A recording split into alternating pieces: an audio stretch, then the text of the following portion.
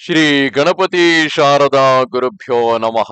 ಆಪದಾಮಪಹರ್ತಾರಂ ದಾತಾರಂ ಸರ್ವಸಂಪದಾಂ ಲೋಕಾಭಿರಾಮಂ ಶ್ರೀರಾಮಂ ಭೂಯೋ ಭೂಯೋ ನಮಾಮ್ಯಹಂ. ಶ್ರೋತೃಗಳಿಗೆ ಶ್ರೀ ಅಳಸಿಂಗರಾಚಾರ್ಯ ವಿರಚಿತ ಮಹರ್ಷಿ ವಾಲ್ಮೀಕಿ ಪ್ರಣೀತ ಶ್ರೀಮದ್ ರಾಮಾಯಣದ ಕಿಷ್ಕಿಂಧ ಕಾಂಡದ ಪ್ರಥಮ ಸರ್ಗಕ್ಕೆ ಸ್ವಾಗತ.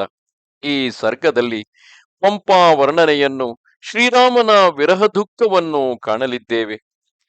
ಶ್ರೀರಾಮನು ಲಕ್ಷ್ಮಣ ಸಹಿತನಾಗಿ ಪಂಪಾತೀರಕ್ಕೆ ಬಂದು ಅಲ್ಲಿ ತಾವರೆ, ನೈದಿಲೆ ಮೊದಲಾದ ನೀರು ಹೂಗಳಿಂದಲೂ ಅನೇಕ ಮತ್ಸ್ಯಜಾತಿಗಳಿಂದಲೂ ಅತಿ ಮನೋಹರವಾದ ಆ ಕೊಳದ ಅಂದವನ್ನು ನೋಡಿದನು. ಆಗ ಅವನ ಮನಸ್ಸು ಕದಲಿತು. ಸೀತೆಯನ್ನು ಸ್ಮರಿಸಿಕೊಂಡು ಅಳುವುದಕ್ಕೆ ಆರಂಭಿಸಿದನು. ಅದರ ಅಂದವನ್ನು ನೋಡಿ ನೋಡಿ ಅವನ ಇಂದ್ರಿಯಗಳೆಲ್ಲವೂ ಪರವಶಗಳಾದವು. ಆಗ ಲಕ್ಷ್ಮಣನನ್ನು ಕುರಿತು ಹೇಳುವನು: ಎಲೆ ವತ್ಸನೆ, ವೈಡೂರ್ಯದಂತೆ ಸ್ವಚ್ಛವಾದ ನೀರುಳ್ಳ ಈ ಪಂಪಾ ಸರೋವರವು ಎಷ್ಟು ಮನೋಹರವಾಗಿರುವುದು ನೋಡು.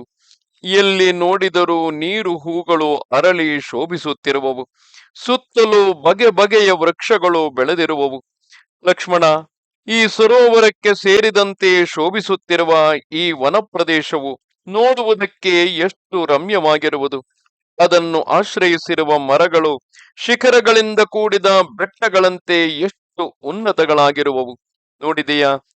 ಇದಲ್ಲದೆ ಎಲೆ ವತ್ಸನೆ, ಭರತನ ವಿಷಯವಾದ ದುಃಖವೊಂದು, ಸೀತೆಯನ್ನು ಕಳೆದುಕೊಂಡ ಮಹಾವ್ಯಸನವೊಂದು, ಇವೆರಡರಿಂದಲೂ ನಾನು ಬಹಳವಾಗಿ ನೊಂದಿರುವೆನು. ಮೊದಲೇ ದುಃಖಾರ್ತನಾದ ನನ್ನನ್ನು ಈಗಿನ ವಸಂತ ಋತುವು ಮತ್ತಷ್ಟು ದುಃಖಿತನನ್ನಾಗಿ ಮಾಡಿ ಪೀಡಿಸುವಂತಿದೆ. ವಿಚಿತ್ರವಾದ ತೋಪುಗಳುಳ್ಳ ಈ ಪಂಪಾ ಸರೋವರವು ಮನಸ್ಸನ್ನು ಎಷ್ಟು ಆಹ್ಲಾದಪಡಿಸುತ್ತಿರುವುದು ನೋಡು. ಇದರಲ್ಲಿರುವ ಬಗೆ ಬಗೆಯ ಪುಷ್ಪಗಳು ಮನಸ್ಸಿಗೆ ಎಷ್ಟು ಆನಂದವನ್ನು ಉಂಟು ಮಾಡುತ್ತಿರುವವು. ಇದರಲ್ಲಿ ಸರ್ಪಗಳು, ಹೆಬ್ಬಾವುಗಳು ಸೇರಿಕೊಂಡಿದ್ದರು. ಇದರ ಮೇಲೆ ಕಮಲಗಳು ದಟ್ಟವಾಗಿ ಮುಚ್ಚಿಕೊಂಡಿರುವುದರಿಂದ ನೋಡುವುದಕ್ಕೆ ಪ್ರಿಯವನ್ನುಂಟು ಮಾಡುವುದು. ಮೃಗಗಳು, ಪಕ್ಷಿಗಳು ಹೇರಳವಾಗಿರುವವು. ಇದು ಇಲ್ಲಿ ಹಸಿರು ಮತ್ತು ಹಳದಿಯ ಬಣ್ಣಗಳಿಂದ ಹೊಳೆಯುವ ಗರಿಕೆಯು ತನ್ನ ಮೇಲೆ ಉದುರಿ ಬಿದ್ದಿರುವ ಬಗೆ ಬಗೆಯ ಬಣ್ಣಗಳುಳ್ಳ ಹೂಗಳಿಂದ ಮತ್ತಷ್ಟು ರಮ್ಯವಾಗಿ ಅಷ್ಟಗಲಕ್ಕೂ ರಕ್ತಕಂಬಳವನ್ನು ಹಾಸಿದಂತೆ ಕಾಣುವುದು ನೋಡು. ಮರದಲ್ಲಿ ಕೊನೆಗಳು ಹೆಚ್ಚಿದ್ದರೂ ಅವು ಹೂಗೊಂಚಲುಗಳಿಂದ ತುಂಬಿರುವುದನ್ನು, ಒಂದೊಂದು ಮರಕ್ಕೂ ಹೂಬಳ್ಳಿಗಳು ಹಬ್ಬಿ ಬೆಳೆದಿರುವುದನ್ನು ನೋಡಿದೆಯಾ? ಎಲೆ ವತ್ಸನೆ, ಇನ್ನೇನು ವಸಂತ ಕಾಲವು ಪ್ರಾಪ್ತವಾಗಿರುವುದು. ಈಗ ಸುಖ ಸ್ಪರ್ಶವುಳ್ಳ ಗಾಳಿಯು ಬೀಸುತ್ತಿರುವುದು. ಇವೆಲ್ಲವೂ ಮನ್ಮಥ ವಿಕಾರವನ್ನು ಹೆಚ್ಚಿಸುವವು. ನಾಲ್ಕು ಕಡೆಗಳಿಂದಲೂ ಘಮಘಮಿಸುತ್ತಿರುವ ಪುಷ್ಪ ಗಂಧವು ಹೊರಟು ಬರುವುದನ್ನು ನೋಡಿದೆಯಾ? ಈಗ ಯಾವ ಗಿಡಬಳ್ಳಿಗಳನ್ನು ನೋಡಿದರೂ ಪುಷ್ಪ ಫಲಗಳಿಂದ ತುಂಬಿರುವವು. ಲಕ್ಷ್ಮಣ, ಮಳೆಯನ್ನು ಕರೆಯುವ ಮೇಘದಂತೆ ಸುತ್ತಲೂ ಪುಷ್ಪವರ್ಷವನ್ನು ಕರೆಯುವ ಈ ವನಗಳ ಅಂದವನ್ನು ನೋಡಿದೆಯಾ? ಮನೋಹರವಾದ ಗಾಳಿಯಿಂದಾಡುತ್ತಿರುವ ಬಗೆ ಬಗೆಯ ಕಾಡು ಮರಗಳು ಸುತ್ತಲೂ ಈ ಕಲ್ಲು ಬಂಡೆಗಳ ಮೇಲೆ ಹೂಗಳನ್ನು ಚೆಲ್ಲುತ್ತಿರುವವು ನೋಡು. ವಾಯು ವೇಗದಿಂದ ಎಷ್ಟೋ ಹೂಗಳು ನೆಲದ ಮೇಲೆ ಬಿದ್ದಿರುವವು. ಈಗಲೇ ಕೆಲವು ಬೀಳುತ್ತಿರುವವು. ಮತ್ತೆ ಕೆಲವು ಆ ವೃಕ್ಷಗಳಲ್ಲಿಯೇ ಅಂಟಿಕೊಂಡು ಬೀಳುವ ಸ್ಥಿತಿಯಲ್ಲಿರುವವು. ಇದನ್ನು ನೋಡಿದರೆ ವಸಂತದ ಗಾಳಿಯು ಈ ಹೂಗಳಿಂದ ಆಟವಾಡುತ್ತಿರುವಂತೆ ಕಾಣುವುದು ನೋಡು. ಮತ್ತು ಈ ಮಂದಮಾರುತವು ಪುಷ್ಪಿತಗಳಾದ ವೃಕ್ಷ ಶಾಖೆಗಳನ್ನು ಅಲುಗಿಸುವುದರಿಂದ ಆ ಹೂಗಳು ಕೆಳಗೆ ಬೀಳುವಾಗ ಅವುಗಳಲ್ಲಿ ಮಕರಂದ ಪಾನ ಮಾಡುತ್ತಿದ್ದ ದುಂಬಿಗಳು ಸಂಭ್ರಮದಿಂದ ಮೇಲೆ ಹಾರಿ ಝೇಂಕಾರವನ್ನು ಮಾಡುತ್ತಾ ಅತ್ತಿತ್ತ ಓಡುತ್ತಿರುವುದನ್ನು ನೋಡು. ನಟರಿಂದ ನರ್ತನವನ್ನು ಮಾಡಿಸುತ್ತಾ ಹಿಂದೆ ನಿಂತು ಹಾಡುವವನಂತೆ ಈ ವಸಂತ ಮಾರುತವು ವೃಕ್ಷಗಳಿಂದ ನರ್ತನವನ್ನು ಮಾಡಿಸುವುದಕ್ಕಾಗಿ ಮತ್ತು ಕೋಕಿಲಗಳ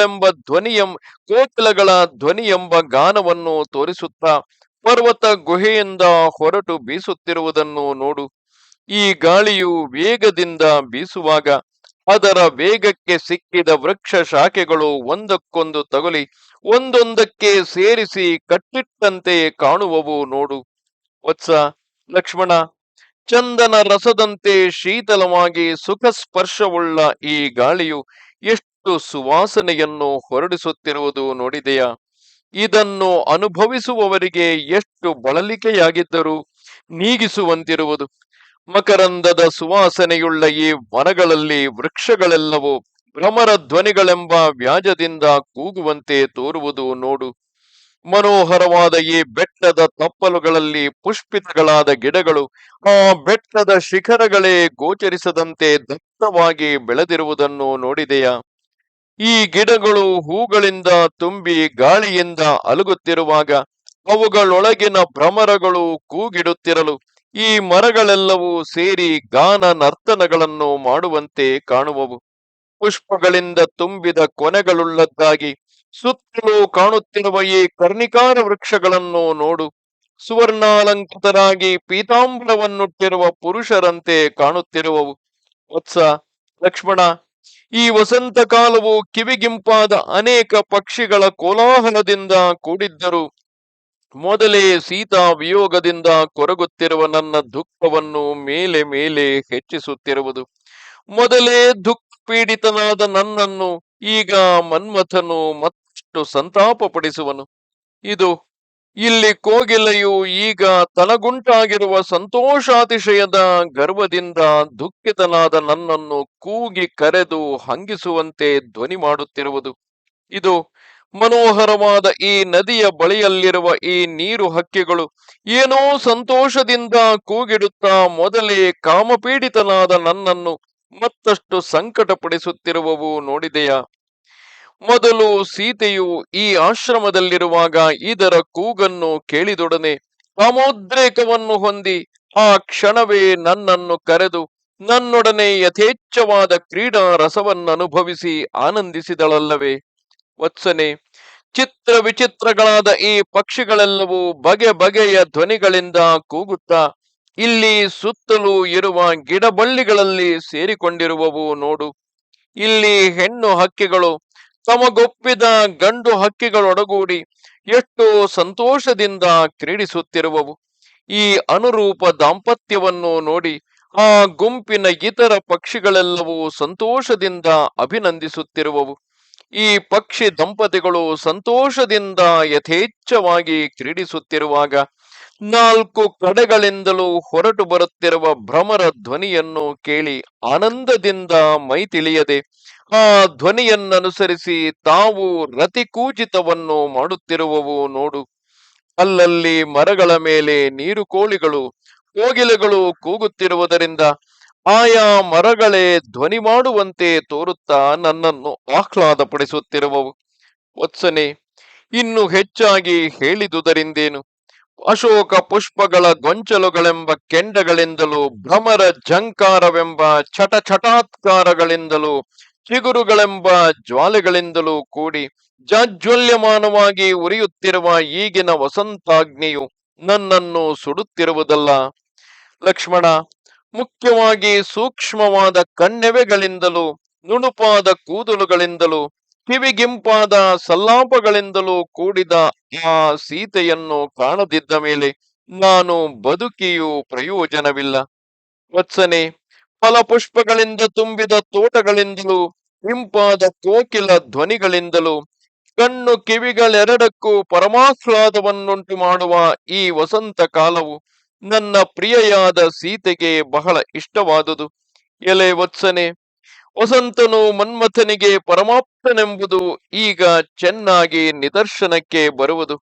ಈಗ ನನ್ನ ದೇಹದಲ್ಲಿರುವ ದುಃಖಾಗ್ನಿಯು ಮನ್ಮಥ ತಾಪದಿಂದಲೇ ಹುಟ್ಟಿತೆಂದು ತಿಳಿದು ಅದನ್ನು ಈ ವಸಂತನು ತನ್ನ ಸೋಂಪಿನಿಂದ ಮೇಲೆ ಮೇಲೆ ಉರಿಸುತ್ತಿರುವನು. ಇನ್ನು ಇವನು ಶೀಘ್ರದಲ್ಲಿಯೇ ನನ್ನನ್ನು ದಹಿಸದೆ ಬಿಡನು. ಆ ಪ್ರಿಯೆಯನ್ನು ಕಾಣದೆ ಇಲ್ಲಿನ ಮನೋಹರಗಳಾದ ವೃಕ್ಷಗಳನ್ನು ನೋಡುತ್ತಿರುವ ನನಗೆ ಮನ್ಮಥ ತಾಪವು ಕೊನೆಗಾಣದಂತೆ ಬೆಳೆದು ಹೋಗುತ್ತಿರುವುದು.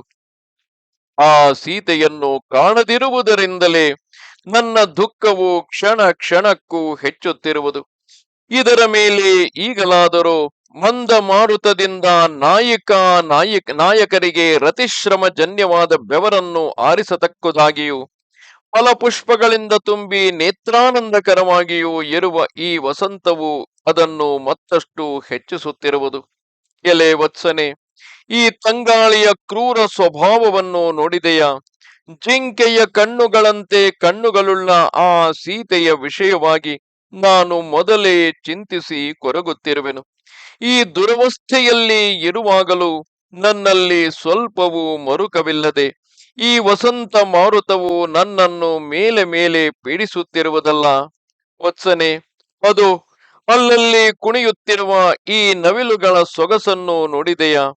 ಅವು ಬಿಚ್ಚಿರುವ ಗರಿಗಳು ಆಗಾಗ ಗಾಳಿಗೆ ಅಲುಗುತ್ತಿರುವುದರಿಂದ ನಡು ನಡುವೆ ಸಂದುಗಳು ಬಿಟ್ಟು ಸ್ಫಟಿಕದ ಗವಾಕ್ಷ ಜಾಲಗಳಂತೆ ಕಾಣುವವು ನೋಡು. ಇದು ಇಲ್ಲಿ ಕೆಲವು ನವಿಲುಗಳು ಹೆಣ್ಣು ನವಿಲುಗಳಿಂದ ಪರಿವೃತಗಳಾಗಿ ಮದದಿಂದ ಮೈಮರೆತು ಮೊದಲೇ ಮನ್ಮಥ ತಾಪಕ್ಕೆ ಸಿಕ್ಕಿಬಿದ್ದ ನನಗೆ ಮತ್ತಷ್ಟು ವ್ಯಾಮೋಹವನ್ನು ಉಂಟು ಮಾಡುವವು. ಈ ಬೆಟ್ಟದ ತಪ್ಪಲುಗಳಲ್ಲಿ ಸ್ವೇಚ್ಛೆಯಿಂದ ನರ್ತಿಸುತ್ತಿರುವ ಒಂದು ಹೆಣ್ಣು ನವಿಲು ತನ್ನ ಪ್ರಿಯಪತಿಯಾದ ಗಂಡು ನವಿಲನ್ನು ನೋಡಿ ಕಾಮ ಪೀಡಿತವಾಗಿ ತಾನು ಅದನ್ನನುಸರಿಸಿ ಕುಣಿಯುವುದಕ್ಕೆ ಆರಂಭಿಸಿರುವುದು ನೋಡು. ಈ ವ್ಯಾಜದಿಂದ ಇದು ಕ್ರೀಡಾರ್ಥವಾಗಿ ಆ ಗಂಡು ನವಿಲನ್ನು ಕರೆಯುವಂತೆ ತೋರುವುದು. ಈ ಭಾವವನ್ನು ತಿಳಿದು ಗಂಡು ನವಿಲು ಸಂತೋಷದಿಂದ ಗರಿಯನ್ನು ಬಿಚ್ಚಿಕೊಂಡು ಪ್ರಸನ್ನ ಮುಖದಿಂದ ತನ್ನ ಪ್ರಿಯೆಯ ಸಮೀಪಕ್ಕೆ ಓಡಿ ಬರುತ್ತಿರುವುದನ್ನು ನೋಡಿದೆಯಾ? ಎಲೆ ವತ್ಸನೆ, ಹೀಗೆ ಇದು ಸಂತೋಷದಿಂದ ಕೂಗುತ್ತಾ ಓಡಿ ಬರುವುದನ್ನು ನೋಡಿದರೆ ಈ ನವಿಲು ತಾನೇ ಸುಖಿ ಎಂಬ ಗರ್ವದಿಂದ ಪತ್ನಿಯನ್ನಗಲಿರುವ ನನ್ನನ್ನು ಹಾಸ್ಯ ಮಾಡುವಂತೆ ತೋರುವುದು. ವತ್ಸ, ಲಕ್ಷ್ಮಣ, ಈ ಕಾಡಿನಲ್ಲಿ ಈ ನವಿಲಿನ ಹೆಂಡತಿಯನ್ನು ಯಾವ ರಾಕ್ಷಸನೂ ಅಪಹರಿಸಲಿಲ್ಲ. ಅದಕ್ಕಾಗಿಯೇ ಮನಸ್ಸಿನಲ್ಲಿ ಚಿಂತೆಯೇನೂ ಇಲ್ಲದೆ ಇದು ಈ ರಮಣೀಯವಾದ ವನದಲ್ಲಿ ಸಂತೋಷದಿಂದ ಕುಣಿದಾಡುತ್ತಿರುವುದು. ನನಗಾದರೂ ಈ ವಸಂತ ಕಾಲದಲ್ಲಿ ಸೀತೆಯನ್ನು ಬಿಟ್ಟು ಈ ವನ ಪ್ರದೇಶದಲ್ಲಿ ವಾಸ ಮಾಡುವುದೇ ದುಸ್ಸಹವಾಗಿರುವುದಲ್ಲ. ಲಕ್ಷ್ಮಣ, ಲೋಕದಲ್ಲಿ ಪುರುಷರು ಸ್ತ್ರೀಯರನ್ನು ಅನುಸರಿಸಿ ಹೋಗುವುದುಂಟು. ಇದು ಇಲ್ಲಿ ಈ ಹೆಣ್ಣು ನವಿಲು ತನ್ನ ಕಾಮಾತುರದಿಂದ ತಾನಾಗಿಯೇ ಪತಿಯ ಬಳಿಗೆ ಹೋಗಿ ಅದನ್ನು ಕ್ರೀಡಾರ್ಥವಾಗಿ ಕರೆದು ರಮಿಸುತ್ತಿರುವುದು. ಆಹಾ, ಹಿರಿಯ ಜಾತಿಗಳಲ್ಲಿ ಕೂಡ ಗಂಡು ಹೆಣ್ಣುಗಳಲ್ಲಿ ಎಷ್ಟು ಮಟ್ಟಿಗೆ ಪರಸ್ಪರ ಅನುರಾಗವಿರುವುದು ನೋಡಿದೆಯಾ? ಹೆಂಗಸರಿಗೂ ಎಣೆಯಿಲ್ಲದ ಕಾಮವನ್ನು ಹೆಚ್ಚಿಸುವ ಈ ವಸಂತ ಕಾಲದ ಮಹಿಮೆಯನ್ನು ನಾನೇನು ಹೇಳಲಿ?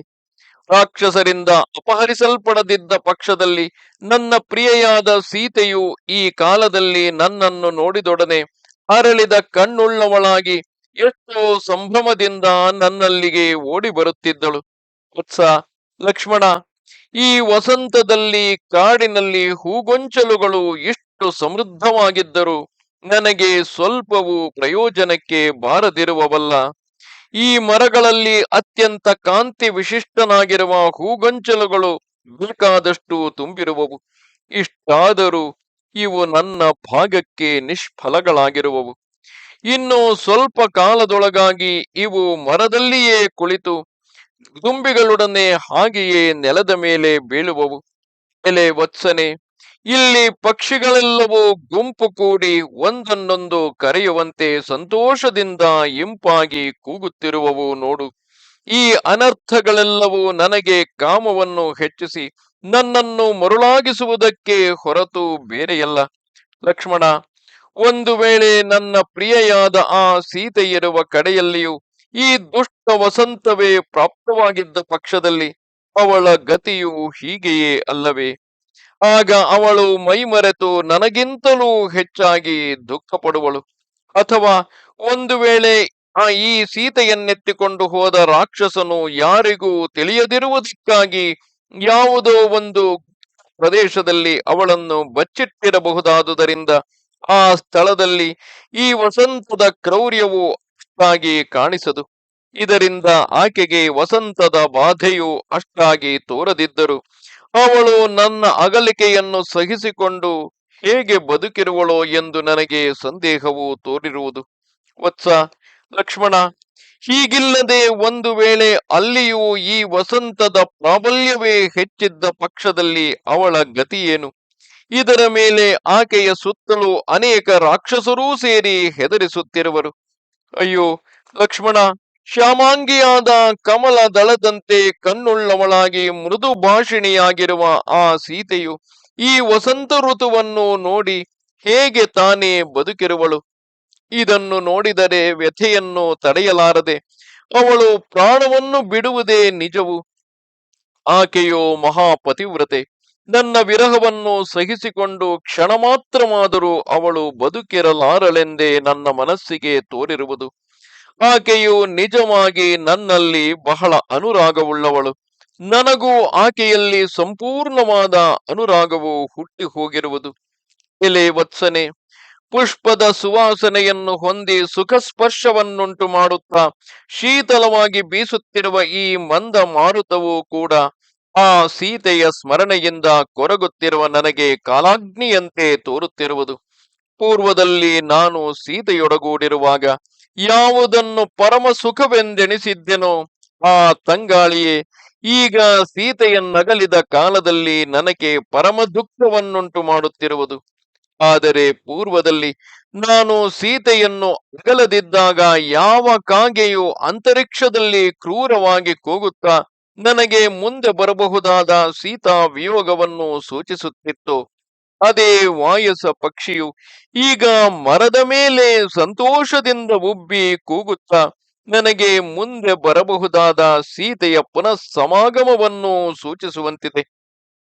ಈ ಕಾಗೆಯೇ ಆಗ ಸೀತೆಯನ್ನು ಅಗಲಿಸಿದಂತಾದರೂ ಈಗ ಇದೇ ನನ್ನನ್ನು ಆ ವಿಶಾಲಾಕ್ಷಿಯ ಸಮೀಪಕ್ಕೆ ಸೇರಿಸಬಹುದಲ್ಲವೇ? ವತ್ಸನೆ, ಕಾಡಿನಲ್ಲಿ ಪುಷ್ಪಿತಗಳಾದ ವೃಕ್ಷಗಳ ಮೇಲೆ ಸೇರಿ ಕೂಗುತ್ತಿರುವ ಈ ಪಕ್ಷಿಗಳ ಧ್ವನಿಯನ್ನು ಕೇಳಿದೆಯಾ? ಈ ಧ್ವನಿಯು ಎಷ್ಟು ಮದವರ್ಧಕವಾಗಿರುವುದು ನೋಡು.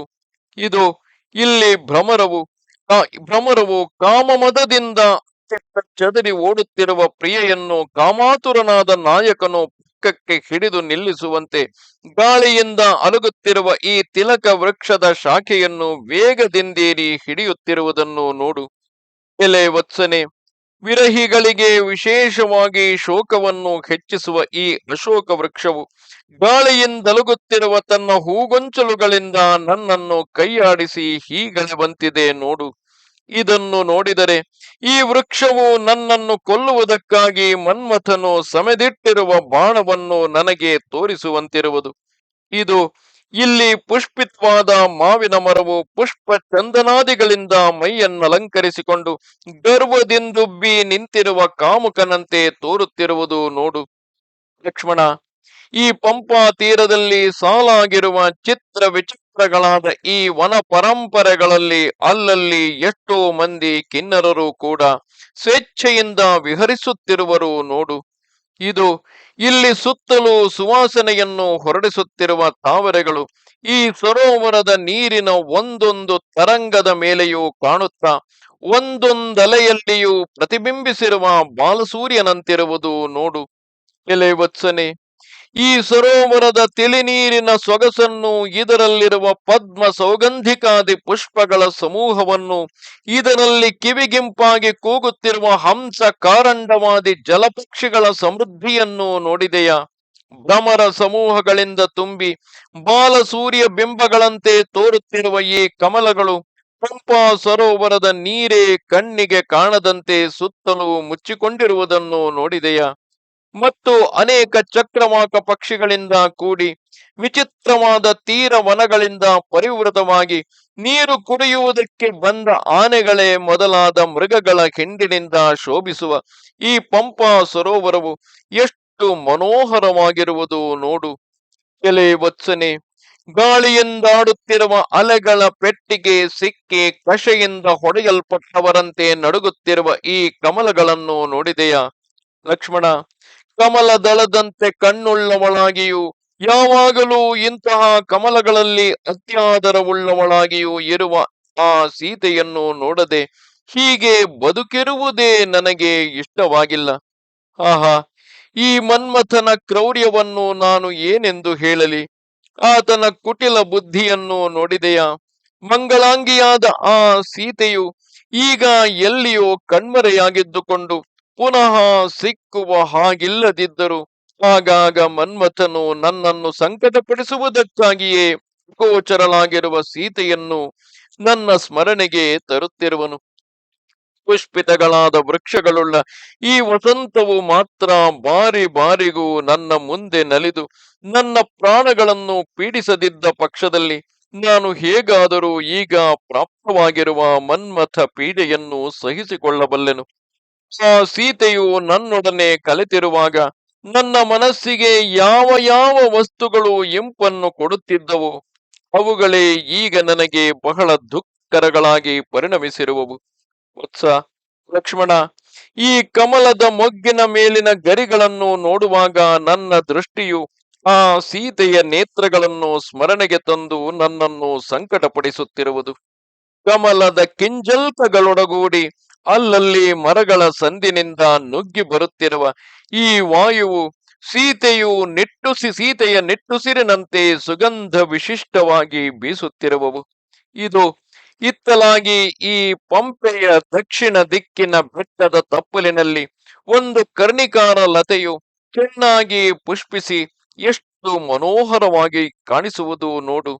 ಬಗೆ ಬಗೆಯ ಗೈರಿಕಾದಿ ಧಾತುಗಳಿಂದ ತುಂಬಿ ಶೋಭಿಸುತ್ತಿರುವ ಈ ಪರ್ವತರಾಜನು ವಾಯುವೇಗದಿಂದ ಚಿತ್ರ ವಿಚಿತ್ರವಾದ ಬಣ್ಣವುಳ್ಳ ರೇಣು ಪರಂಪರೆಯನ್ನು ಹೊರಡಿಸುತ್ತಿರುವುದನ್ನು ನೋಡು.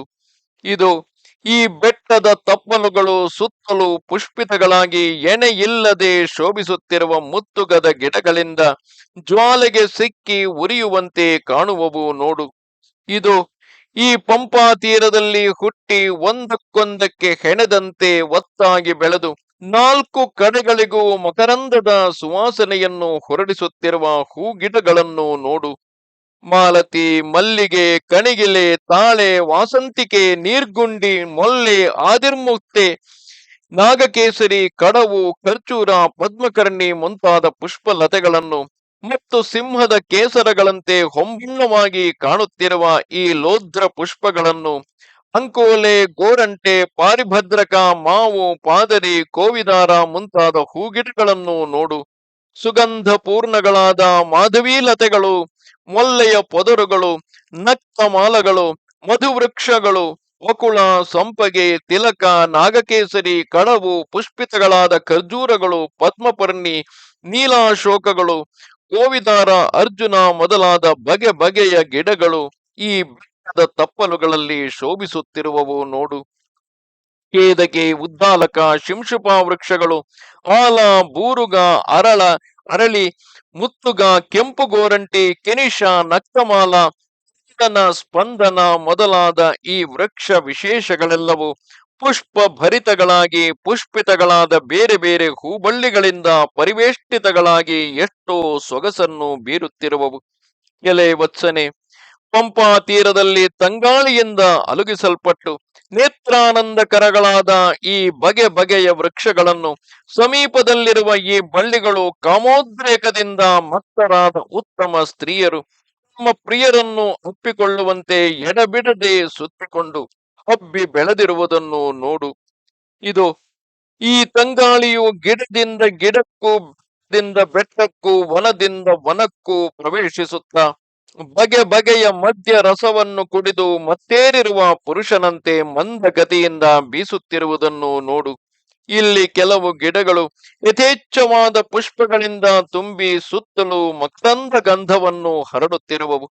ಮತ್ತೆ ಕೆಲವು ಗಿಡಗಳಲ್ಲಿ ಅಷ್ಟಾಗಿ ಹೂಗಳಿಲ್ಲದೆ ಅಲ್ಲಲ್ಲಿ ಮೊಗ್ಗುಗಳು ಮಾತ್ರ ವಿರಳವಾಗಿರುವುದರಿಂದ ಹೆಚ್ಚಾಗಿ ಹಸುರೆಲೆಗಳೇ ಕಾಣುತ್ತಿರುವವು. ಹೊಸ ಹೊಸ ಹೂಗಳನ್ನು ಕುಡಿಯುವುದರಲ್ಲಿ ಅತ್ಯಾತುರದಿಂದ ಮೈ ತಿಳಿಯದಿರುವ ಈ ಭ್ರಮರ ಪಂಕ್ತಿಯು ಈ ಗಿಡಗಳ ಅಂದವನ್ನು ನೋಡಿ ಪರವಶವಾಗಿ ಯಾವುದೊಂದು ಗಿಡವನ್ನು ಬಿಟ್ಟು ಹೋಗಲಾರದೆ ಒಂದೊಂದು ಹೂವಿಗೂ ಪ್ರವೇಶಿಸಿ ಇದು ಇದು ರಸವತ್ತಾದುದು, ಇದು ರುಚಿಯುಳ್ಳದ್ದು, ಇದು ಚೆನ್ನಾಗಿ ಅರಳಿರುವುದು ಎಂದು ಸುತ್ತಿ ಸುತ್ತಿ ಪ್ರವೇಶಿಸುತ್ತಿರುವುದನ್ನು ನೋಡು. ಮಕರಂದ ದಾಸೆಯಿಂದ ಈ ಭ್ರಮರಗಳು ಒಂದೊಂದು ತೀರ ವೃಕ್ಷಗಳಲ್ಲಿಯೂ ನುಗ್ಗಿ ಅಲ್ಲಲ್ಲಿ ಕ್ಷಣಕಾಲದವರೆಗೆ ಅಡಗಿದ್ದು ಪುನಃ ಮೇಲೆ ಹಾರಿ ಮತ್ತೊಂದು ಕಡೆಗೆ ಹೋಗುತ್ತಿರುವವು. ಇದು ಇಲ್ಲಿನ ನೆಲದಲ್ಲಿ ಎಡಬಿಡದೆ ಮರದಿಂದುದುರಿರುವ ಹೂಗಳು ಸುತ್ತಲೂ ಪುಷ್ಪಾಸ್ತರಣವನ್ನು ಹಾಸಿಟ್ಟಂತೆ ಎಷ್ಟು ಸುಖಕರವಾಗಿರುವುದು ನೋಡು. ಇದು ಈ ಬೆಟ್ಟದ ತಪ್ಪಲುಗಳಲ್ಲಿ ಬಂಡೆಗಳ ಮೇಲೆ ಉದುರಿ ಬಿದ್ದಿರುವ ಬಗೆ ಬಗೆಯ ಬಣ್ಣಗಳುಳ್ಳ ಹೂಗಳು, ಅಲ್ಲಲ್ಲಿ ಹಳದಿ ಮತ್ತು ಕೆಂಪು ಬಣ್ಣಗಳುಳ್ಳ ಚಿತ್ರಾಸ್ತರಣಗಳನ್ನು ಹಾಸಿಟ್ಟಂತೆ ಎಷ್ಟು ಮನೋಹರವಾಗಿರುವವು ನೋಡು ವತ್ಸನೆ. ವಸಂತ ಕಾಲದಲ್ಲಿ ಈ ವೃಕ್ಷಗಳಿಗಿರುವ ಪುಷ್ಪ ಸಮೃದ್ಧಿಯನ್ನು ನೋಡಿದೆಯಾ? ಈ ಋತುವಿನಲ್ಲಿ ಗಿಡಗಳು ಪರಸ್ಪರ ಸ್ಪರ್ಧೆಯಿಂದ ತಮ್ಮ ತಮ್ಮ ಸಮೃದ್ಧಿಯನ್ನು ತೋರಿಸುವಂತೆ ಒಂದಕ್ಕಿಂತಲೂ ಮತ್ತೊಂದು ಹೆಚ್ಚಾಗಿ ಪುಷ್ಪಗಳನ್ನು ಬಿಡುತ್ತಿರುವವಲ್ಲದೆ ಭ್ರಮರ ಧ್ವನಿಗಳೆಂಬ ವ್ಯಾಜದಿಂದ ಒಂದನ್ನೊಂದು ಕರೆದು ಹೀಗೆಳೆಯುವಂತೆಯೂ ತೋರುವವು ನೋಡು. ಒಂದೊಂದು ಶಾಖೆಯು ಪುಷ್ಪ ಸರಗಳಿಂದ ಅಲಂಕೃತವಾಗಿರುವುದನ್ನು ನೋಡಿದೆಯಾ? ಇದು ಇತ್ತಲಾಗಿ ಕಾರಂಡವ ಪಕ್ಷಿಯು ನೀರಿಗಿಳಿದು ತನ್ನ ಪ್ರಿಯೆಯೊಡನೆ ವಿಹರಿಸುತ್ತಾ ನನಗೆ ಕಾಮೋದ್ರೇಕವನ್ನು ಹೆಚ್ಚಿಸುತ್ತಿರುವುದು. ವತ್ಸನೆ, ನಾವು ಹಿಂದೆ ನೋಡಿ ಬಂದ ಮಂದಾಕಿನಿಗೂ ಈ ಸರಸ್ಸಿನಂತೆಯೇ ಅತಿ ಮನೋಹರವಾದ ರೂಪ ಉಂಟಲ್ಲವೇ? ಇದಲ್ಲದೆ ಅದರ ಗುಣಗಳು ಲೋಕವಿಖ್ಯಾತಗಳಾಗಿ ಹೆಸರುಗೊಂಡಿರುವುದು ಯುಕ್ತವಾಗಿಯೇ ಇರುವುದು. ಲಕ್ಷ್ಮಣ, ಹೋದುದು ಹೋಗಲಿ. ಈಗಲಾದರೂ ಆ ಸೀತೆಯು ನಮ್ಮ ಕಣ್ಣಿಗೆ ಬಿದ್ದು ಅವಳೊಡನೆ ಸೇರಿ ನಾವು ಅಲ್ಲಿ ವಾಸ ಮಾಡುವುದಾಗಿದ್ದರೆ ಇದರ ಮೇಲೆ ನನಗೆ ಇಂದ್ರ ಪದವಿಯು ಬಂದರೂ ಅದರಲ್ಲಿ ಆಸೆ ಹುಟ್ಟದು. ಇನ್ನು ಆ ಅಯೋಧ್ಯೆಯಿಂದೇನು? ಎಲೆ ವತ್ಸನೆ, ಮುಖ್ಯವಾಗಿ ರಮಣೀಯಗಳಾದ ಈ ಶಾದ್ವಲ ಪ್ರದೇಶಗಳಲ್ಲಿ ಆ ಸೀತೆಯೊಡನೆ ನಾನು ವಿಹರಿಸುತ್ತಿರುವ ಪಕ್ಷದಲ್ಲಿ ನನಗೆ ಬೇರೆ ಚಿಂತೆ ಎಲ್ಲಿರುವುದು? ಬೇರೆ ಇಂದ್ರಾದಿ ಪದವಿಗಳಲ್ಲಿಯೂ ನನಗೆ ಆಸೆ ಹುಟ್ಟದು.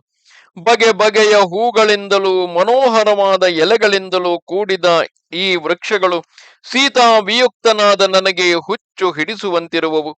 ವತ್ಸನೆ, ಶೀತಲವಾದ ನೀರಿನಿಂದ ತುಂಬಿ ಕಮಲಗಳಿಂದ ನಿಬಿಡವಾದ ಈ ಪಂಪಾ ಸರೋವರವನ್ನು ನೋಡು.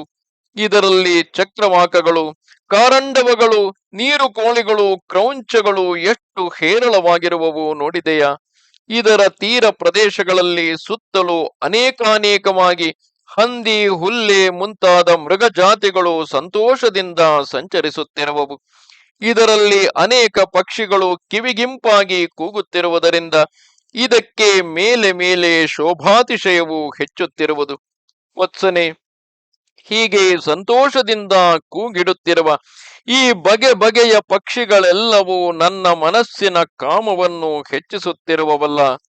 ಇವುಗಳನ್ನು ನೋಡಿದ ಹಾಗೆಲ್ಲ ನನ್ನ ಮನಸ್ಸಿಗೆ ಶ್ಯಾಮಾಂಗಿಯಾಗಿಯೂ ಚಂದ್ರಮುಖಿಯಾಗಿಯೂ ಕಮಲ ದಳದಂತೆ ಕಣ್ಣುಳ್ಳವಳಾಗಿಯೂ ಇರುವ ಆ ನನ್ನ ಪ್ರಾಣ ಪ್ರಿಯೆಯ ಸ್ಮರಣೆಯುಂಟಾಗುತ್ತಿರುವುದು. ವತ್ಸನೆ, ಚಿತ್ರ ವಿಚಿತ್ರಗಳಾದ ಈ ಬೆಟ್ಟದ ತಪ್ಪಲುಗಳಲ್ಲಿ ಜಿಂಕೆಗಳು ತಮ್ಮ ಹೆಣ್ಣು ಜಿಂಕೆಗಳೊಡಗೂಡಿ ವಿಹರಿಸುತ್ತಿರುವುದನ್ನು ನೋಡು. ಇವುಗಳ ಕಣ್ಣಿನಂತೆಯೇ ಕಣ್ಣುಳ್ಳ ಆ ಸೀತೆಯಿಂದ ವಿಯುಕ್ತನಾಗಿ ಇಲ್ಲಿ ಸುತ್ತುತ್ತಿರುವ ನನ್ನ ಮನಸ್ಸಿಗೆ ಇವೆಲ್ಲವೂ ಮೇಲೆ ಮೇಲೆ ಸಂಕಟವನ್ನು ಹೆಚ್ಚಿಸುತ್ತಿರುವವು. ಮೃಗಗಳಿಂದಲೂ ಪಕ್ಷಿಗಳಿಂದಲೂ ನಿಬಿಡವಾಗಿ ಅತಿರಮ್ಯವಾದ ಈ ಸಾನು ಪ್ರದೇಶದಲ್ಲಿರುವಾಗಲೇ ನಾನು ಆ ನನ್ನ ಪ್ರಿಯೆಯನ್ನು ನೋಡುವ ಪಕ್ಷದಲ್ಲಿ ಆಗಲೇ ನನಗೆ ಕ್ಷೇಮವುಂಟೇ ಹೊರತು ಬೇರೆಯಲ್ಲ. ಲಕ್ಷ್ಮಣ, ಆ ನನ್ನ ಪ್ರಿಯ ಪತ್ನಿಯು ಈಗಲೇ ಇಲ್ಲಿಗೆ ಬಂದು ಈ ಪಂಪಾತೀರದಲ್ಲಿ ಬೀಸುತ್ತಿರುವ ಸುಖಕರವಾದ ಈ ತಂಗಾಳಿಯನ್ನು ಸೇವಿಸುವ ಹಾಗಾದರೆ ಆಗ ನಾನು ಸುಖವಾಗಿ ಬದುಕಬಲ್ಲೆನು. ಎಲೆ ವತ್ಸನೆ, ಪದ್ಮ ಸೌಗಂಧಿಕಾದಿ ಪುಷ್ಪಗಳ ವಾಸನೆಯೊಡಗೂಡಿ ದುಃಖವನ್ನು ನೀಗಿಸುತ್ತಾ ಮಂಗಳಕರವಾಗಿ ಬೀಸುತ್ತಿರುವ ಈ ಪಂಪಾ ವನದ ತಂಗಾಳಿಯನ್ನು ತಮ್ಮ ಪತ್ನಿ ಸಮೇತರಾಗಿ ಸಂತೋಷದಿಂದ ಅನುಭವಿಸುವವರೇ ಲೋಕದಲ್ಲಿ ಪರಮಭಾಗ್ಯಶಾಲಿಗಳಲ್ಲವೇ? ವತ್ಸನೆ, ಅದೆಲ್ಲವೂ ಹಾಗಿರಲಿ. ಶ್ಯಾಮಾಂಗಿಯಾಗಿಯೂ ಕಮಲದಳದಂತೆ ಕಣ್ಣುಳ್ಳವಳಾಗಿಯೂ ಇರುವ ನನ್ನ ಪ್ರಾಣ ಪ್ರಿಯೆಯಾದ ಆ ಜನಕ ಪುತ್ರಿಯು ನನ್ನನ್ನು ಅಗಲಿ ಹೇಗೆ ಬದುಕಿರುವಳೋ ಕಾಣೆನಲ್ಲ. ಪ್ರಾಣತ್ಯಾಗಕ್ಕೂ ಸ್ವಾತಂತ್ರ್ಯವಿಲ್ಲದ ಆ ಅಬಲೆಯು ಹೇಗೆ ಜೀವಿಸುವಳು? ವತ್ಸನೆ, ನಾವು ಹಿಂತಿರುಗಿ ಅಯೋಧ್ಯೆಗೆ ಹೋದ ಮೇಲೆ ಧರ್ಮಜ್ಞನಾಗಿಯೂ ಸತ್ಯವಾದಿಯಾಗಿಯೂ ಇರುವ ಆ ಸೀತೆಯ ತಂದೆಯಾದ ಜನಕನು ಬಂದು ಅನೇಕ ಜನಗಳ ಮುಂದೆ ಸೀತೆಯ ಕ್ಷೇಮಲಾಭವನ್ನು ವಿಚಾರಿಸಿದರೆ ಆಗ ನಾನು ಅವನಿಗೆ ಏನುತ್ತರವನ್ನು ಕೊಡಲಿ? ನಾನಾದರೂ ಪರಮ ದುರ್ಭಾಗ್ಯನು. ಹೆತ್ತ ತಂದೆಯಿಂದಲೇ ಕಾಡು ಪಾಲಾಗಿ ಕಳುಹಿಸಲ್ಪಟ್ಟಿರುವೆನು. ಈ ದುರವಸ್ಥೆಯಲ್ಲಿಯೂ ಆ ನನ್ನ ಪ್ರಾಣ ಪ್ರಿಯೆಯಾದ ಸೀತೆಯು ನನ್ನನ್ನು ಬಿಟ್ಟಿರಲಾರದೆ ಪಾತಿವ್ರತ್ಯವನ್ನೇ ಅವಲಂಬಿಸಿ ನನ್ನನ್ನು ಹಿಂಬಾಲಿಸಿ ಬಂದಳಲ್ಲ. ಆ ಪ್ರಿಯ ಪತ್ನಿಯು ಈಗ ಎಲ್ಲಿರುವಳೋ ಕಾಣೆನಲ್ಲ. ವತ್ಸನೆ, ನಾನು ರಾಜ್ಯ ಭ್ರಷ್ಟನಾಗಿ ದೀನ ದಶೆಯನ್ನು ಹೊಂದಿ ದುಃಖಿತನಾಗಿ ಬರುತ್ತಿರುವಾಗಲೂ ನನ್ನನ್ನು ಬಿಡದೆ ಹಿಂಬಾಲಿಸಿ ಬಂದ ಆ ಸೀತೆಯನ್ನು ಅಗಲಿದ ಮೇಲೆ ಈ ಆ ದುಃಖದಲ್ಲಿ ನಾನು ಹೇಗೆ ಪ್ರಾಣವನ್ನು ಧರಿಸಿಕೊಂಡಿರಲಿ? ಲೋಕ ಮನೋಹರವಾಗಿ ತುಂಬಿ ದೆವೆಗಳಿಂದ ಕೂಡಿದ ಕಣ್ಣುಗಳುಳ್ಳದ್ದಾಗಿ ಗಂಧವುಳ್ಳದ್ದಾಗಿ ನಿರ್ದೋಷವೆನಿಸಿಕೊಂಡಿರುವ ಆ ಸೀತೆಯ ಮುದ್ದು ಮೊಗವನ್ನು ನೋಡದೆ ನನ್ನ ಮನಸ್ಸು ಸುಕ್ಕಿ ಹೋದಂತೆ ತೋರುತ್ತಿರುವುದು.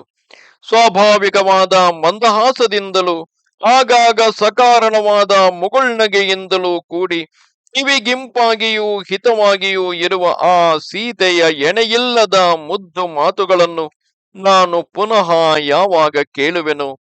ಆಹಾ ವತ್ಸನೆ, ಶ್ಯಾಮಾಂಗಿಯಾದ ಆ ನನ್ನ ಪ್ರಾಣ ಪ್ರಿಯೆಯು ಕಾಡಿನಲ್ಲಿ ಸಿಕ್ಕಿ ಕಷ್ಟಪಡುತ್ತಾ ಭಾಗಿನಿಯಾಗಿದ್ದಾಗಲೂ ನಾನು ಮನ್ಮಥ ತಾಪಕ್ಕೊಳಗಾದುದನ್ನು ನೋಡಿದ ಕ್ಷಣದಲ್ಲಿ ನಾನು ಸ್ವಲ್ಪವೂ ದುಃಖವಿಲ್ಲದವಳಂತೆ ಸಂತೋಷವನ್ನೇ ತೋರಿಸುತ್ತಾ ನನ್ನೊಡನೆ ಉಲ್ಲಾಸಕರಗಳಾದ ಮಾತುಗಳನ್ನಾಡಿ ನನ್ನನ್ನು ಸಂತೋಷಪಡಿಸುತ್ತಿದ್ದಳಲ್ಲ. ಎಲೈ ರಾಜಕುಮಾರನೇ, ನಾನು ಅಯೋಧ್ಯೆಗೆ ಹೋದ ಮೇಲೆ ಮನಸ್ವಿನಿಯಾದ ನನ್ನ ತಾಯಿ ಕೌಸಲ್ಯೆಯು ಬಂದು ನನ್ನನ್ನು ನೋಡಿ ನನ್ನ ಸೊಸೆಯ ಕ್ಷೇಮ ಲಾಭಗಳನ್ನು ವಿಚಾರಿಸಿ ಆ ಸೊಸೆಯಲ್ಲಿ ಎಂದು ಕೇಳಿದರೆ ನಾನೇನು ಹೇಳಲಿ? ವತ್ಸ ಲಕ್ಷ್ಮಣನೇ, ಆದುದಾಯಿತು. ಇನ್ನು ನೀನಾದರೂ ಹೋಗಿ ಭ್ರಾತೃವತ್ಸಲನಾದ ಭರತನನ್ನು ನೋಡು. ನಾನಂತೂ ಆ ಜನಕಪುತ್ರಿಯನ್ನಗಲಿ ಬದುಕಿರಲಾರೆನು ಎಂದನು. ಹೀಗೆ ಅನಾಥನಂತೆ ಗೋಳಿಡುತ್ತಿರುವ ಅಣ್ಣನಾದ ರಾಮನನ್ನು ನೋಡಿ ಲಕ್ಷ್ಮಣನು ಯುಕ್ತ ವಾಕ್ಯಗಳಿಂದ ಆತನನ್ನು ಕುರಿತು, ಅಣ್ಣ, ಇದೇನು? ಸಮಾಧಾನದಿಂದಿರು, ಧೈರ್ಯವನ್ನು ತಂದುಕೊಳ್ಳುವವನಾಗು, ನಿನಗೆ ಮಂಗಳವಾಗಲಿ, ದುಃಖಿಸಬೇಡ. ಧರ್ಮಾತ್ಮನಾದ ನಿನಗೂ ಹೀಗೆ ಬುದ್ಧಿಯು ಕಲುಷಿತವಾಗುವುದೆಂದರೇನು? ಇಂತಹ ವಿಯೋಗ ದುಃಖಗಳೆಲ್ಲವೂ ವಿಶೇಷ ಮೋಹದಿಂದಲೇ ಪ್ರಾಪ್ತವಾಗುವವು. ಸ್ನೇಹವು ಹೆಚ್ಚಿದಷ್ಟು ವಿಯೋಗ ಕಾಲದಲ್ಲಿ ದುಃಖವನ್ನು ಹೆಚ್ಚಿಸುತ್ತಿರುವುದು. ಈ ತತ್ವವನ್ನು ಚೆನ್ನಾಗಿ ಪರ್ಯಾಲೋಚಿಸಿ ಪ್ರಿಯ ಜನರಲ್ಲಿ ಹೆಚ್ಚು ಪ್ರೇಮವನ್ನು ಬಿಟ್ಟು ಬಿಡು. ಭಕ್ತಿಯಲ್ಲಿ ಎಷ್ಟೇ ತೇವವಿದ್ದರೂ ಹೆಚ್ಚಾದ ಸ್ನೇಹದ ಅಂದರೆ ಎಣ್ಣೆಯ ಸಂಬಂಧದಿಂದ ಬಲವಾಗಿ ಉರಿಯುವುದಲ್ಲವೇ? ಅಣ್ಣ, ಸೀತೆಯನ್ನು ಕದ್ದೊಯ್ದು ಆ ರಾವಣನು ಪಾತಾಳದಲ್ಲಿಯೇ ಅಡಗಿದ್ದರು ಅಥವಾ ಅದಕ್ಕಿಂತಲೂ ದುರ್ಗಮವಾದ ಬೇರೆ ರಹಸ್ಯ ಸ್ಥಳವನ್ನು ಸೇರಿದ್ದರು ಇನ್ನು ಮೇಲೆ ಬಹುಕಾಲಕ್ಕೆ ಬದುಕಿರಲಾರನು. ಆದರೆ ಪಾಪಿಯಾದ ಆ ರಾಕ್ಷಸನಿರುವ ಸ್ಥಳವಾವುದೆಂದು ತಿಳಿಯುವುದೊಂದೇ ಈಗ ನಮಗೆ ಬೇಕಾದುದು. ಅವನ ಸುಳಿವು ತಿಳಿದರೆ ಸಾಕು. ಆಗ ಅವನು ಸೀತೆಯನ್ನಾದರೂ ನಮಗೆ ತಂದೊಪ್ಪಿಸಬೇಕು, ಇಲ್ಲವೇ ತನ್ನ ಪ್ರಾಣವನ್ನಾದರೂ ನಮಗೊಪ್ಪಿಸಬೇಕು. ಅಣ್ಣ, ಇನ್ನು ಹೆಚ್ಚಾಗಿ ಹೇಳಿದುದರಿಂದೇನು? ಆ ರಾವಣನು ಸೀತೆಯನ್ನೆತ್ತಿಕೊಂಡು ಹೋಗಿ ಇಂದ್ರನ ತಾಯಿಯಾದ ಅದಿತಿಯ ಗರ್ಭದಲ್ಲಿ ಅವಿತುಕೊಂಡರೂ ಅಲ್ಲಿಯೂ ನಾನು ಅವನನ್ನು ಬಿಡುವವನಲ್ಲ. ಅವನು ಸೀತೆಯನ್ನು ಕೊಡದ ಪಕ್ಷದಲ್ಲಿ ಅಲ್ಲಿಯೇ ಅವನನ್ನು ಕೊಂದು ಬರುವೆನು, ಇದು ನಿಜವು. ಆದುದರಿಂದ ಧೈರ್ಯವನ್ನವಲಂಬಿಸು. ಧೈರ್ಯವೆಂಬುದೇ ಸಮಸ್ತ ಶ್ರೇಯಸ್ಸುಗಳಿಗೂ ಮೂಲವು. ಈ ದೀನ ಸ್ವಭಾವವನ್ನು ಬಿಟ್ಟು ಬಿಡು. ಕೈತಪ್ಪಿ ಹೋದ ಕಾರ್ಯವನ್ನು ಸಾಧಿಸಿಕೊಳ್ಳಬೇಕಾದರೆ ತಕ್ಕ ಪ್ರಯತ್ನವನ್ನು ಮಾಡಿದ ಹೊರತು ಸಾಧ್ಯವಲ್ಲ. ಪ್ರಯತ್ನವಿಲ್ಲದೆ ಕಾರ್ಯಸಿದ್ಧಿ ಇಲ್ಲ. ಉತ್ಸಾಹವೆಂಬುದೇ ಕಾರ್ಯಸಿದ್ಧಿಗೆ ಪ್ರಬಲ ಸಾಧನವು. ಉತ್ಸಾಹಕ್ಕಿಂತಲೂ ಮೇಲಾದ ಬೇರೆ ಬಲವಿಲ್ಲ. ಉತ್ಸಾಹವುಳ್ಳವರಿಗೆ ಈ ಲೋಕದಲ್ಲಿ ದುರ್ಲಭವಾದುದೊಂದು ಇಲ್ಲವು. ಉತ್ಸಾಹವುಳ್ಳ ಪುರುಷರು ಎಂತಹ ಕಾರ್ಯಗಳಲ್ಲಿಯೂ ಕ್ಲೇಶವನ್ನು ಹೊಂದರು. ಆದುದರಿಂದ ಈಗ ನಾವು ಯಾವ ವಿಧದಿಂದಲೂ ಉತ್ಸಾಹವನ್ನು ಮಾತ್ರ ಬಿಡದೆ ಅದನ್ನೇ ದೃಢವಾಗಿ ಹಿಡಿದಿರುವ ಪಕ್ಷದಲ್ಲಿ ನಮಗೆ ಸೀತೆಯು ಸಿಕ್ಕುವುದರಲ್ಲಿ ಸ್ವಲ್ಪವೂ ಸಂದೇಹವಿಲ್ಲ. ದುಃಖವನ್ನು ಬಿಡು. ಈ ಮನ್ಮಥ ವಿಕಾರವನ್ನು ನಿಗ್ರಹಿಸಿಡು. ನೀನಾದರೂ ಮಹಾ ಮಹಿಮೆಯುಳ್ಳವನು, ಅಸಾಧಾರಣವಾದ ಬುದ್ಧಿಯುಳ್ಳವನು. ಹೀಗಿರುವ ನಿನ್ನ ಸ್ಥಿತಿಯನ್ನೇ ನೀನು ಮರೆತು ಹೋಗಿರುವೆಯಲ್ಲ ಎಂದು ನಾನಾ ವಿಧವಾಗಿ ಸಮಾಧಾನಗಳನ್ನು ಹೇಳಿದನು. ರಾಮನು ವಿಶೇಷ ಶೋಕಾಕುಲನಾಗಿದ್ದರು. ಲಕ್ಷ್ಮಣನ ಹಿತವಾದಗಳನ್ನು ಕೇಳಿದೊಡನೆ ಮನಸ್ಸಿನಲ್ಲಿದ್ದ ಶೋಕ ಮೋಹಗಳನ್ನು ಬಿಟ್ಟು ಧೈರ್ಯವನ್ನು ತಂದುಕೊಂಡನು. ಅಚಿಂತ್ಯ ವಿಕ್ರಮನಾದ ರಾಮನು ಹೀಗೆ ಸ್ಥಿರ ಮನಸ್ಸುಳ್ಳವನಾಗಿ ಮುಂದೆ ನಡೆದು ಗಾಳಿಯಿಂದ ತೂಗಾಡುತ್ತಿರುವ ಉಳ್ಳದಾಗಿಯೂ ಅತಿ ರಮಣೀಯವಾಗಿಯೂ ಇರುವ ಪಂಪಾ ಸರಸ್ಸನ್ನು ದಾಟಿ ಹೋದನು. ಹೀಗೆ ಮಹಾತ್ಮನಾದ ರಾಮನು ಲಕ್ಷ್ಮಣ ಸಹಿತನಾಗಿ ಅಲ್ಲಲ್ಲಿ ಕಾಣುವ ಸಮಸ್ತ ವನಗಳನ್ನು, ಗಿರಿ ನದಿಗಳನ್ನು, ಪರ್ವತ ಗುಹೆಗಳನ್ನು ಸುತ್ತಿ ಸುತ್ತಿ ನೋಡುತ್ತಾ ಸೀತೆಯನ್ನು ಕಾಣದೆ ಮನಸ್ಸಿನಲ್ಲಿ ಕೊರಗುತ್ತಾ ದುಃಖಿತನಾಗಿ ಮುಂದೆ ಹೊರಟನು. ಮದದಾನೆಯಂತೆ ಗಂಭೀರವಾದ ನಡಿಗೆಯುಳ್ಳ ಮಹಾತ್ಮನಾದ ಲಕ್ಷ್ಮಣನಾದರೂ ಹೀಗೆ ಏಕಾಗ್ರಚಿತ್ತನಾಗಿ ಸೀತೆಯನ್ನು ಹುಡುಕುತ್ತಾ ಮುಂದೆ ಮುಂದೆ ನಡೆಯುತ್ತಿರುವ ರಘುವಂಶೋತ್ತಮನಾದ ಆ ರಾಮನನ್ನು ಬಹಳ ಎಚ್ಚರಿಕೆಯಿಂದ ನೋಡಿಕೊಳ್ಳುತ್ತಾ ಆಗಾಗ ಅವನಿಗೆ ರಾಜನೀತಿಗಳೇ ಮೊದಲಾದ ಧರ್ಮಗಳನ್ನು ತಿಳಿಸಿ ಸಮಾಧಾನ ಪಡಿಸುತ್ತಾ ತನ್ನ ಪರಾಕ್ರಮದಿಂದ ಆತನಿಗೆ ಮೇಲೆ ಮೇಲೆ ಉತ್ಸಾಹವನ್ನು ಹುಟ್ಟಿಸುತ್ತಾ ರಕ್ಷಿಸುತ್ತಿದ್ದನು. ಇಷ್ಟರಲ್ಲಿ ಅತ್ತಲಾಗಿ ಋಷ್ಯಮೂಕ ಪರ್ವತ ಸಮೀಪದಲ್ಲಿ ಮಹಾಬಲಾಢ್ಯನಾದ ಸುಗ್ರೀವನೆಂಬ ವಾನರ ರಾಜನೊಬ್ಬನು ತನ್ನ ಅಣ್ಣನಾದ ವಾಲಿಯ ಭಯಕ್ಕಾಗಿ ಅಲ್ಲಿನ ಮತಂಗಾಶ್ರಮದಲ್ಲಿ ತಿರುಗುತ್ತಿರುವಾಗ ಅದ್ಭುತ ಸೌಂದರ್ಯವುಳ್ಳ ಈ ರಾಮಲಕ್ಷ್ಮಣರಿಬ್ಬರನ್ನು ದೂರದಿಂದಲೇ ಕಂಡನು. ಇವರನ್ನು ಕಂಡೊಡನೆ ಅವನ ಮನಸ್ಸಿಗೆ ಬಹಳ ಭಯ ಉಂಟಾಯಿತು. ಈ ಭಯದಿಂದ ಅವನು ಹಿಂದು ಮುಂದು ತೋರದೆ ಮೈಮರೆತು ಸ್ತಬ್ಧನಾಗಿ ನಿಂತು ಬಿಟ್ಟನು. ಮತ್ತ ಗಜದಂತೆ ಗಂಭೀರ ಗಮನವುಳ್ಳ ಮಹಾತ್ಮನಾದ ಸುಗ್ರೀವನು ಆ ಪಂಪಾ ತೀರದಲ್ಲಿ ಬಹಳ ಹೊತ್ತಿನಿಂದ ಹೊಂಚು ಹಾಕಿ ಸುತ್ತುತ್ತಿರುವ ಈ ರಾಜಕುಮಾರರಿಬ್ಬರನ್ನು ನೋಡಿ ಚಿಂತೆಯಿಂದಲೂ ಭಯದಿಂದಲೂ ಪರವಶನಾಗಿ ಅವರು ಯಾರೆಂದು ತಿಳಿಯದೆ ಶಂಕಾಕುಲಿತನಾಗಿ ಅಂಜಿಕೆಯಿಂದ ತತ್ತಳಿಸಿ ಕೊರಗುತ್ತಿದ್ದನು. ಇದಲ್ಲದೆ ಆ ಸುಗ್ರೀವನ ಕಡೆಯ ಇತರ ವಾನರರೂ ಕೂಡ ತಮಗೆ ನಿತ್ಯ ಸುಖಾಶ್ರಯವಾದ ಆ ಪುಣ್ಯಾಶ್ರಮಕ್ಕೆ ಮಹಾ ತೇಜಸ್ವಿಗಳಾದ ಮತ್ತು ಅಪೂರ್ವ ರೂಪವುಳ್ಳ ಈ ರಾಮಲಕ್ಷ್ಮಣರಿಬ್ಬರು ಪ್ರವೇಶಿಸುವುದನ್ನು ನೋಡಿ ವೇಷಧಾರಿಗಳಾದ ವಾಲಿಯ ಕಡೆಯವರೆಂಬ ಶಂಕೆಯಿಂದ ಭಯಪಟ್ಟು ಓಡಿಹೋಗಿ ಮತಂಗಾಶ್ರಮದೊಳಗೆ ಸೇರಿಕೊಂಡರು. ಇದರೊಂದಿಗೆ ಮೊದಲನೆಯ ಸರ್ಗವು ಮುಗಿದುದು. ನಮಸ್ತೆ ಶಾರದೆ ದೇವಿ ಕಾಶ್ಮೀರ ಪುರವಾಸಿನಿ ತ್ವಾಮಹಂ ಪ್ರಾರ್ಥಯೇ ನಿತ್ಯಂ ವಿದ್ಯಾದಾನಂಚ ದೇಹಿಮೆ. ನಮಸ್ಕಾರ.